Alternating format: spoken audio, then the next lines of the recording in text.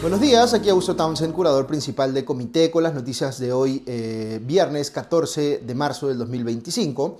Como saben, este es un podcast para quienes buscan informarse de forma calmada, rigurosa y sin dueños de la verdad. No busca polarizar ni inflamar a quienes nos escuchan. Si lo encuentras valioso, compártelo y ayúdanos a llegar a más personas. El podcast de hoy llega con el auspicio de la Fundación Manuel J. Bustamante de la Fuente, institución que desde 1960 promueve la investigación en los ámbitos del derecho, la socioeconomía y la historia, y cuenta con un fondo editorial con más de 100 publicaciones en línea con su compromiso con la educación y la cultura, al que se sumará próximamente una que estamos preparando con mucha dedicación en Comité. Ahora sí, vamos con los titulares de hoy viernes 14 de marzo en menos de un minuto. Primero, el Poder Judicial anunció que este martes 8 de abril emitirá una decisión final en el juicio contra Ollanta Humala y Nadine Heredia por presuntos aportes ilegales a las campañas del Partido Nacionalista. Segundo, el accionista de Rutas de Lima, Brookfield, le inició un nuevo arbitraje internacional al Estado peruano por decisiones de la Municipalidad Metropolitana de Lima, del Tribunal Constitucional, que le han impedido cobrar peajes. Tercero, la presidenta Dina Boluarte anunció un proyecto de ley elaborado por su gobierno para expulsar del país a las empresas que hayan incurrido en corrupción. Cuarto, el ex canciller Javier González Olechea renunció a su militancia en el PPC y por tanto también a su precandidatura presidencial por ese partido. Y quinta, el Papa Francisco celebró el aniversario número 12 de su elección como sumo pontífice de la Iglesia Católica en medio de una situación de salud que ha sido calificada como estacionaria en un cuadro complejo. Ok, vamos con el desarrollo de cada una de estas noticias. Aquí la primera. El Poder Judicial anunció que este martes 8 de abril emitirá una decisión final en el juicio que se le sigue al expresidente Ollanta Humala y a su esposa, la ex primera dama Nadine Heredia, por el caso de los presuntos aportes ilegales a las campañas del Partido Nacionalista. En este proceso, la Fiscalía pide 20 años de prisión para Humala y 26 años y 6 meses para Nadine Heredia. Además, solicitó la disolución del Partido Nacionalista, que fue fundado por el propio Humala y fue el vehículo electoral que utilizó para ganar las elecciones en el 2011. El Ministerio Público les imputa a ambos haber cometido el delito de lavado de activos durante las campañas electorales del 2006 y del 2011. Luego de 3 años de juicio, la magistrada Naiko Coronado dio a conocer la fecha de la sentencia en la sesión de ayer, cuando detallaba la agenda para las próximas audiencias del proceso. Cabe señalar que antes de esta decisión final habrá 2 audiencias más, el martes 25 de marzo, una en la que culminará la fase de exposición de los abogados y comenzará la autodefensa de los investigados, y el miércoles 2 de abril, donde se concluirá con la autodefensa con los materiales que sean solicitados o digamos con las presentaciones que sean solicitadas por excepción. Este es un caso importante porque se va a ver cuál va a ser el criterio del Poder Judicial para definir si estos son casos de lavado de activos o no. Segunda noticia, el Estado peruano tendrá que lidiar con un nuevo arbitraje internacional iniciado esta semana por la empresa Brookfield, accionista de Rutas de Lima. La compañía reclama una restitución de más de 2.700 millones de dólares, por lo que la empresa describe como acciones arbitrarias de la Municipalidad Metropolitana de Lima y del Tribunal Constitucional que le impiden cobrar peajes en uno de los tramos de la concesión de la Panamericana Norte y Sur. Recordemos que en el 2016 la compañía de fondos de inversión canadiense Brookfield adquirió el 57% de la empresa concesionaria Rutas de Lima de manos de Odebrecht, que ha tenido que mantenerse en el accionariado con un 25% de la empresa porque está obligado por la regulación actual a hacerlo. No puede vender, digamos, la totalidad de sus acciones hasta que concluyan las obras obligatorias de la concesión y con previa autorización de la Municipalidad de Lima. Ben Vaughan, el gerente global de operaciones del grupo de infraestructura de Brookfield, afirmó lo siguiente, abro comillas: estamos frustrados por el hecho de que la Municipalidad de Lima y otras entidades del Estado peruano hayan tomado nuestra inversión en contra del Estado contra el Estado de Derecho y de la seguridad jurídica y traten pues de engañar al público sobre nuestra compañía y nuestra inversión en Rutas de Lima, cierro comillas. La empresa está haciendo referencia aquí a las decisiones de la Municipalidad de Lima y del Tribunal Constitucional que han impedido que se cobre el peaje de Puente Piedra debido a que, según sentencia emitida por el TC el año pasado, no existen rutas alternas para evitar el pago de ese cargo y por tanto no debería haber una concesión ahí. La compañía indicó ya en 2 tribunales internacionales, así como ha iniciado acciones en 2 tribunales internacionales y en una corte en Estados Unidos, relacionado con estos conflictos o estas discrepancias que tiene con la Municipalidad Metropolitana de Lima, pero esta última no ha pagado los montos que se le han adjudicado en favor a la empresa. Según la compañía, la suma de estas acciones, así como un número de actos adicionales por parte del Estado, han privado a Brookfield del valor de su inversión en rutas de Lima. Es importante tener en cuenta que si bien el proceso original por la controversia de la compañía con la Municipalidad de Lima la Municipalidad de Lima es la que ha generado, digamos, estos incumplimientos, a quien se está demandando es al Estado peruano. Así que el MEF va a ser el que finalmente tenga que tomar una decisión si termina perdiendo esta demanda en caso haya que pagarle pues, una indemnización a Brookfield. Tercero, la presidenta de la República, Dina Boluarte, anunció ayer, en una noticia que parece conectada con la anterior que les acabo de mencionar, que el gobierno viene preparando un proyecto de ley que permite expulsar a las empresas extranjeras que incurran en corrupción o, si se trata de empresas nacionales, que se les impida poder contratar con el Estado en licitaciones públicas. Se refirió expresamente Boluarte a empresas que cambien de nombre y que siguen participando en licitaciones como si no pasara nada. Aquí está aludiendo, todo hace pensar, a la constructora brasileña Odebrecht, que sigue operando en el Perú con el nombre Novonor. Dijo al respecto la presidenta que, según cita El Comercio, confío en que el Congreso atenderá este proyecto de ley con prioridad porque no debemos trabajar con empresas corruptas ni con corruptores que están dentro de esas empresas. Esta discusión sobre si las compañías involucradas en casos de corrupción se pueden cambiar de nombre y hacer, en palabras de la presidenta, como si no pasara nada, se reactivó hace algunos días cuando Fernando Sillonis, quien hasta ese momento era precandidato presidencial del PPC, comentó en una entrevista televisiva que estaba trabajando como director independiente en empresas asociadas a Odebrecht, o lo que hoy es Novonor. En política, cualquier asociación con una empresa que ha sido pues, implicada en casos de corrupción es potencialmente combustible. Ahora, volviendo a la iniciativa de la presidenta, no sabemos todavía qué va a proponer exactamente. Uno pensaría que sí hay espacio y razones para ser más drástico con las empresas implicadas en corrupción. Ese también es el sentir, yo pensaría, de buena parte de la opinión pública, aunque ciertamente uno podría preguntarle al gobierno si corresponde aplicar esa misma severidad a las empresas, por ejemplo, que hoy están siendo investigadas por corromper a funcionarios del Ministerio de Desarrollo e Inclusión Social, cuando la presidenta Boluarte era titular de esa cartera. Cuarta noticia. Un tema del frente preelectoral que menciono muy rápidamente. Veo que el ex canciller del gobierno de Dina Boluarte, Javier González Olaechea, quien venía perfilándose como precandidato presidencial por el PPC, partido al que se había integrado, acaba de renunciar a su militancia en dicha organización política, lo que da por culminada su intención de postular a la presidencia, porque ya no le queda plazo para entrar con otro partido. Recordemos que en el PPC se acaba de producir otra renuncia, a la persona que acabo de referirme, a Fernando Sillonis, que también renunció, digamos, a su militancia y por tanto a su precandidatura. Como suele ocurrir en estos casos, la carta de renuncia de González Olaechea, dirigida a Carlos Neuhaus, presidente del partido, es bastante general y dice que ha tomado una decisión, entre comillas, tras una profunda reflexión. Lo extraño para mí en estos casos es la renuncia al partido, porque si González Olaechea hubiese visto que su eventual precandidatura presidencial no tenía tracción en la discusión interna del partido, pues podría haberla dejado de lado, pero sin perder su militancia, como cualquiera que pierde pues una elección interna. Pero el que haya renunciado a la militancia podría ser indicativo de otra cosa más. Alguien podría especular que de alguna desavenencia mayor. El secretario general del PPC, Javier Bedoya, descartó en una entrevista en Canal N que haya habido una relación tirante con González Olaechea. Dijo que más bien era cordial y que el partido le pidió que mantuviera su militancia, pero que González Olaechea no aceptó. Quinta noticia, la oficina de prensa de la Santa Sede informó ayer que la situación clínica del máximo representante de la Iglesia Católica, abro comillas, sigue siendo estacionaria en un cuadro complejo, cierro comillas. Precisamente ayer jueves 13, el Papa Francisco celebró el 12º aniversario de su elección como sumo pontífice. Para conmemorar la ocasión, según informó el Vaticano, el personal médico llevó a la habitación del Papa Francisco una torta con velas.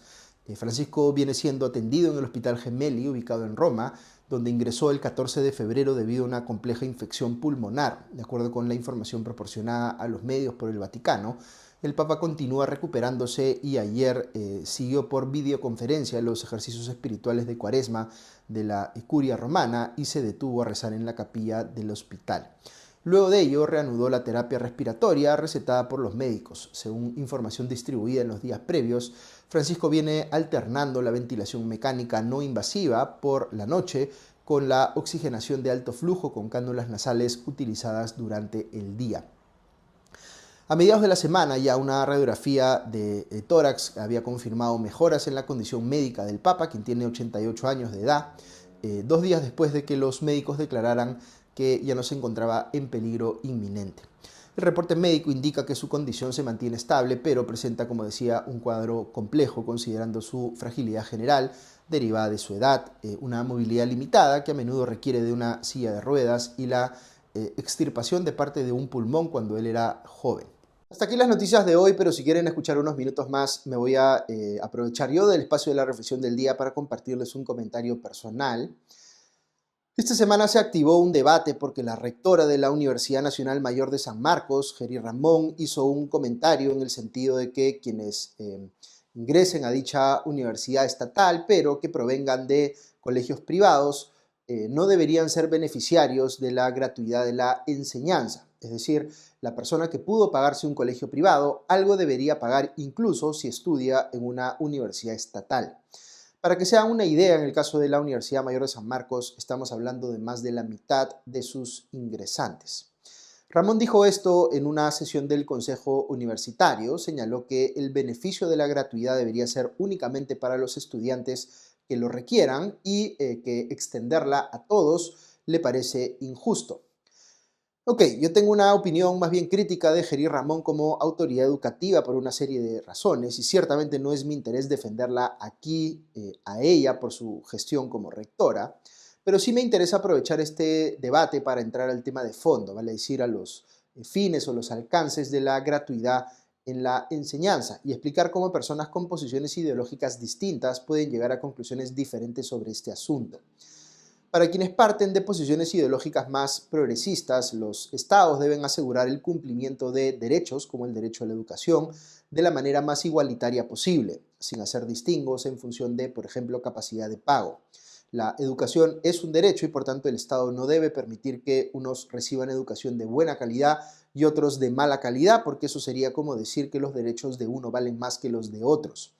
Todos debemos entendernos como iguales en una sociedad democrática y esa igualdad debe manifestarse en que todos tengamos acceso a una educación con una base mínima de calidad. A quien le toca asegurar ese estándar mínimo es al Estado y por tanto tiene sentido para quienes parten de esta posición que la provisión misma del servicio educativo la haga el propio Estado y de manera gratuita para todos. Eso ciertamente significa que el Estado debe asumir un costo mayor para financiar pues todo el sistema que permite que esto se haga realidad, pero para una persona con ideas progresistas puede ser perfectamente válido tener un Estado grande que cobre impuestos altos precisamente para financiar cosas como la educación universal gratuita. Un liberal ve esta situación de manera diferente. Coincide en el punto de partida, en el sentido de que reconoce que la educación es un derecho y que debe ser provisto con un mínimo de calidad asegurado por el Estado. Dicho de paso, me refiero aquí a los liberales, no necesariamente a los libertarios que pueden tener una visión distinta. Pero un liberal clásico entenderá en clave económica que la educación es un servicio que genera beneficios particulares para la persona que lo recibe, pero también tiene las características de un bien público porque irradia beneficios o externalidades positivas, como dirían los economistas, a la sociedad como un conjunto, lo que lo convierte en algo distinto que un servicio pues común y corriente que se transa en el mercado y que solo beneficia a quien lo toma. Donde discrepa el liberal clásico con la posición progresista es que no comparte necesariamente el argumento de que para que sirva cabalmente a su propósito, la educación debe ser provista exclusivamente por el Estado. El liberal piensa que en lugar de tener el Estado el rol de regulador por un lado y el de proveedor del servicio por otro al mismo tiempo, debería ciertamente quedarse o concentrarse en el primero, la provisión del servicio podría generar una situación donde coexista oferta pública con oferta privada, es decir, colegios, instituciones o universidades del Estado por un lado y privados por otro lado, aunque todos sometidos al cumplimiento de esa regulación transversal de calidad mínima, es decir, todos cumpliendo estándares que que sea lo que la sociedad entiende que debe asegurar el derecho a la educación donde sea que sea provisto.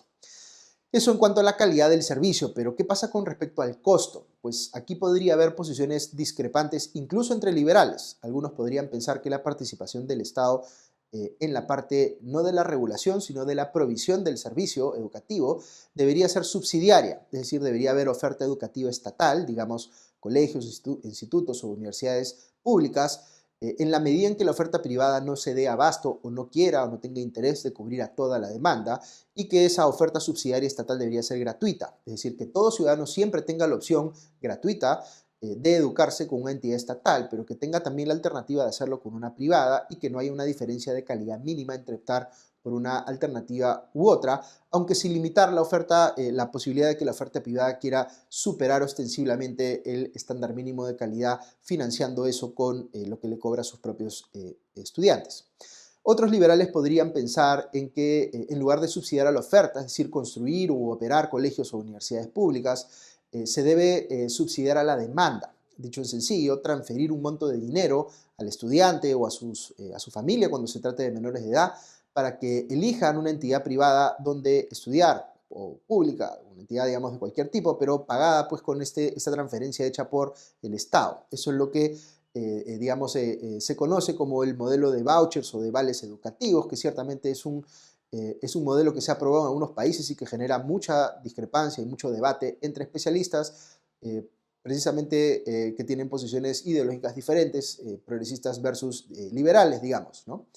Pero aquí lo que se busca o lo que parecen entender los liberales es que, digamos, es razonable que haya la posibilidad de, o es más, digamos,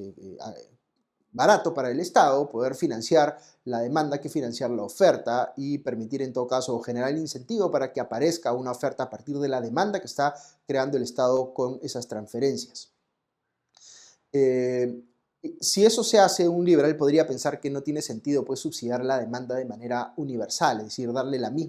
mismo dinero a todos, sino enfocar esos recursos, que siempre van a ser escasos en cualquier estado, digamos, en aquellas personas que más lo necesitan, en lugar de estar subsidiando pues, con recursos públicos a personas que estén en posiciones más acomodadas, que sí puedan pagarse sin problema una educación privada. Eso libera recursos para que el propio Estado pueda apoyar en mayor medida o en otros frentes también a sus ciudadanos en condiciones de mayor vulnerabilidad o carencia. En fin, lo que les quiero hacer ver es que siendo la educación un tema tan relevante, incluso cuando estemos de acuerdo en su importancia, el hecho es que las personas parten de posiciones ideológicas diferentes y eso les hace llegar a conclusiones distintas. Cuando sale alguien como Jerry Ramón a decir lo que ha dicho sobre la gratuidad de la educación, más allá de la posición que uno tenga sobre ella como autoridad o sobre sus motivaciones personales, hay aquí en el trasfondo una discusión ideológica interesante, importante, sobre cómo debe operar el Estado, qué tamaño debe tener, qué roles y funciones debe cumplir. Eso siempre va a admitir algún grado de discrepancia. Ahora, la pregunta que habría que hacerse es si son esas discrepancias irreconciliables, pues yo creo que no lo son, que es importante entenderlas y reconocerlas como tales, porque existen, siempre van a existir en las democracias, pero el gran esfuerzo que hay que hacer es cómo podemos construir sobre esas discrepancias y ver dónde sí nos podemos poner de acuerdo.